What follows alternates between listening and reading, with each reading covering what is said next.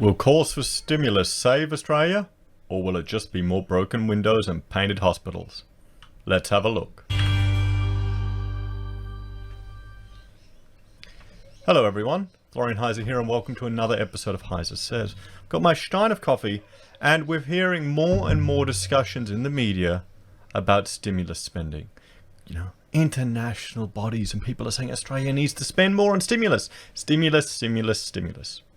Now, what I thought I would do is I previously discussed the broken window fallacy, and I'm going to link to that here and reiterate it because it needs to be fresh in everyone's mind when we're hearing the media, the politicians, and our leaders discuss stimulus. You need to think carefully and look at it and judge it. Is this another false economy? Is this another broken window fallacy? So if you like this type of content, please share it with your friends, share it with your neighbors. We need to change the discussion and more people need to start thinking about things from a bigger perspective. Anyway, guys, I will go to that previous Florian and I'll see you later. Take care. So I think it's worth looking at the broken window fallacy. So this is from Investopia, one of my favorite websites at the moment. What is the broken window fallacy? The broken window fallacy is a parable that is sometimes used to illustrate the problem with the notion that going to war is good for a nation's economy. Its wider message is that an event that seems to be beneficial for those immediately involved can have negative economic consequences for many others. The broken window fallacy was first expressed by the 19th century French economist Frédéric Bastiat. Unintended consequences. In his tale, A Boy Breaks a Window, the townspeople looking on decide that the boy has actually done the community a service because his father will have to pay the town's glazier to replace the broken pane. The glazier will then spend the extra money on something else, jump-starting the local economy.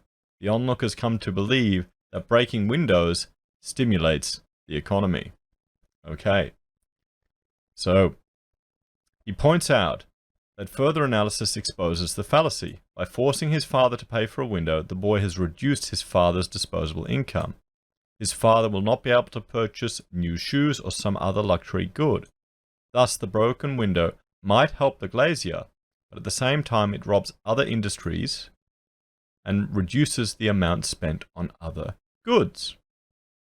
He also noted that the townspeople should have regarded the broken window as a loss of some of the town's real value. Moreover, replacing something that has already been purchased represents a maintenance cost, not a purchase of new goods, and maintenance doesn't stimulate production. In short, he suggests that destruction doesn't pay in an economic sense. So the key takeaways. The broken window fallacy suggests that an economic event can have unforeseen negative ripple effects. A boost to one part of the economy can cause losses to other sectors of the economy. The parable has been used to illustrate the negative economic effects of war. So the war economy. The broken window fallacy is often used to discredit the idea that going to war stimulates a country's economy. As with the broken window, war causes resources and capital to be redirected from producing consumer goods and services to build weapons of war.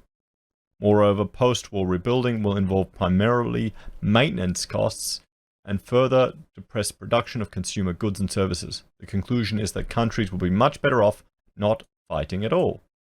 Lost sales opportunities. The broken window fallacy also demonstrates the faulty conclusions of the onlookers. In considering the lucky glazier, who will have made some money repairing the window, they've forgotten about others who would be adversely affected, such as the shoemaker who lost the sale. In this sense, the fallacy comes from making a decision by looking only at the parties directly involved in the short term.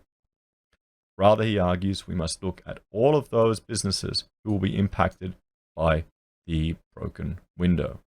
So there you go. That is the broken window fallacy.